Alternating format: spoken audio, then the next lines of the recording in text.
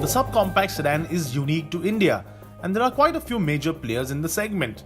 The Maruti Suzuki Dzire is of course the leader with over 20,000 units sold every month year on year, and Honda recently updated the Amaze with the second generation. And now Ford, not to be left behind, has updated the Ford Figo Aspire too. So, how does it stack up against its contemporaries? Well, for starters, I personally like this new grille. It goes well with the global Ford design language and makes the Aspire look a little bit more grown up. The Dzire too has a similar gaping front end, while the Amaze of course is the most different of the lot with that flat bulldog-like nose that does get its polarized views. That said, both the Dzire and the Amaze get LED daytime running lights and the Aspire does not, a fact that we find quite bewildering.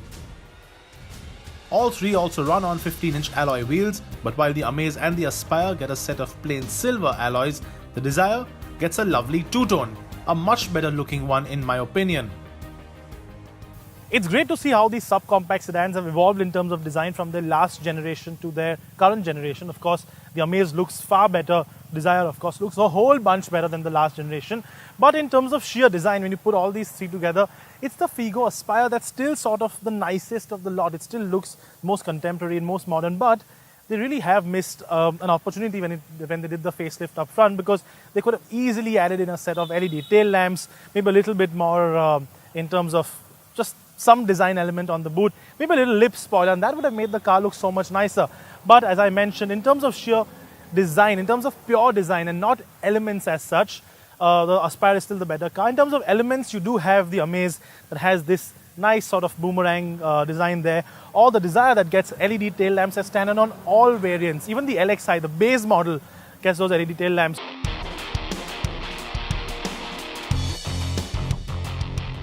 While the exterior bits do have some similarities, the interior on these three cars are completely different from one another. So let's start with the Aspire. Typically Ford in its approach, the dashboard has a high-set touchscreen, well-laid buttons and quite a lot of small storage spaces.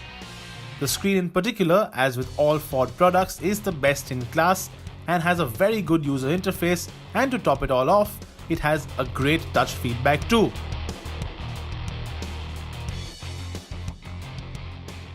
The Dzire on the other hand is the most plain looking of the lot here, but it also has a sense of upmarketness that might be missing in the others, and that is probably because of the wood inserts that it has.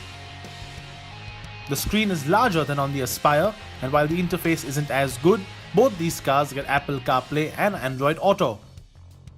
One of the big bane of contentions for the last generation Honda Amaze was the fact that the interior just wasn't up to par. This new one though is extremely cool, and I'm really glad that the sort of crazy design elements of Hondas of the past have sort of come in. So you get this squarish horn button, very cool design. I really genuinely do like this little thing. Even the instrument clusters, very clean, very modern, very contemporary looking, and even though this is the top of the line automatic version, it doesn't get the touchscreen infotainment system, but on the manual you do get that touchscreen. But on the whole, the Amaze has always been a very practical vehicle, lots of little cubby holes, a lot of storage space on each side. And now with this new dashboard, I think the interior is probably the best in its segment, just in terms of pure design.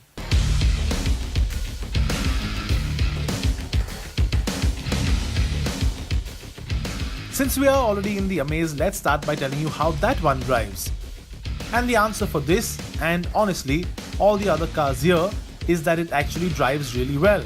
In fact, it is surprising how almost everything else in this segment has now become a great car overall.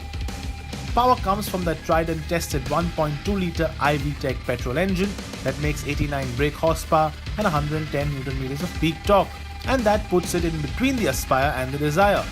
That said, it is the least fuel efficient of the two with just 19.5 km on offer.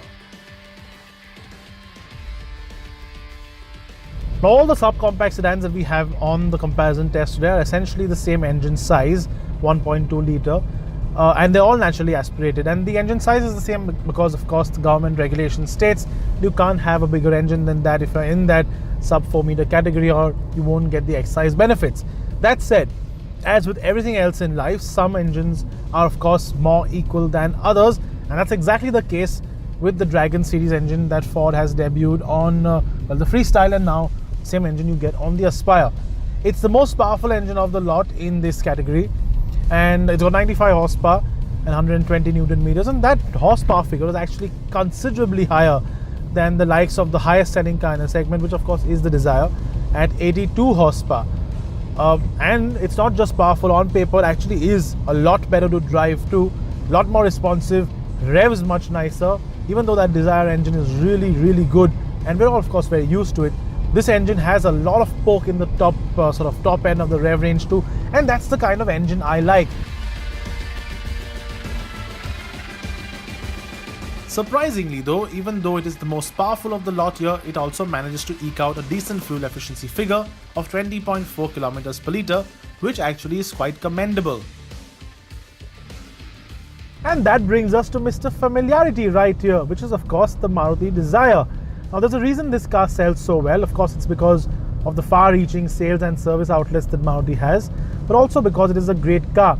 Now it might not be the most powerful of the lot, but it is one of the nicer ones to drive because the engine is so smooth, so refined, and we're all used to this engine by now. And because of that, we actually know how to wriggle it into performing really well. That said, what it does really have going for it is that fuel efficiency figure, 22 kilometers per litre, not just on paper, but it's also very fuel efficient in real life. India is evolving as a market and automatics are getting more and more popular, and it comes as no surprise that all three of these are available with an Autobox option on the petrol engine. And they are all as different as can be. The Dzire is an AMT, the Amaze is a CVT, and the Aspire gets a larger 1.5 litre petrol engine with a traditional torque converter. That said, the Aspire does not get a diesel auto option, whereas the Dzire and the Amaze get the AMT and the CVT diesel, a first in the world, respectively. Picking a winner between the Dzire, Aspire and the Amaze is a difficult job. Each has its own positives. The Aspire drives the best and has 6 airbags on the top spec, making it the safest too. The Amaze of course has that very tempting diesel CVT amongst being really well designed on the interior, and of course the Dzire, apart from being a jack of all trades, has that Maruti juggernaut to fall back upon in terms of service.